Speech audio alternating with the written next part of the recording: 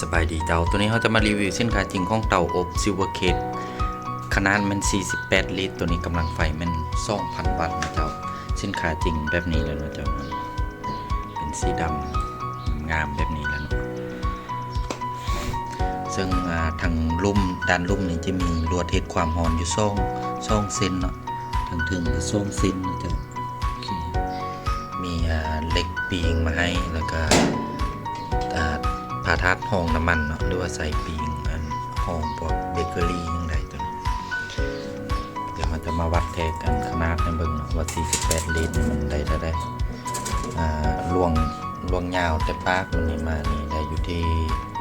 ประมาณ39นะเจ้าได้39ลวงสูงนี่มันได้ที่25ได้เจ้าลวงสูงซึ่งความลึกนี่ได้ที่32นะครับ32โอเค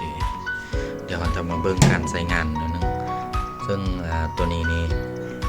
จะมีตัวคีย์บล็อกนี่เนาะเวลาเอาบิดนะเนาะตัวถึงนี่มันตัวปรับอุณหภูมินะเจ้าสามารถปรับได้ฮอด250 องศาตัวลุ่มนี่มันตัวตั้งเวลาเนาะสามารถตั้งได้ฮอด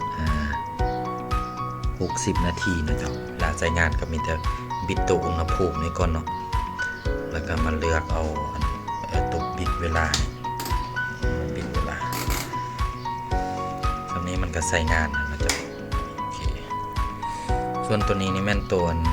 เมนูคำแนะนำเนาะเจ้าเนาะคือปิ้งไก่นี่ใช้เวลา50 60 นาทีนะเจ้า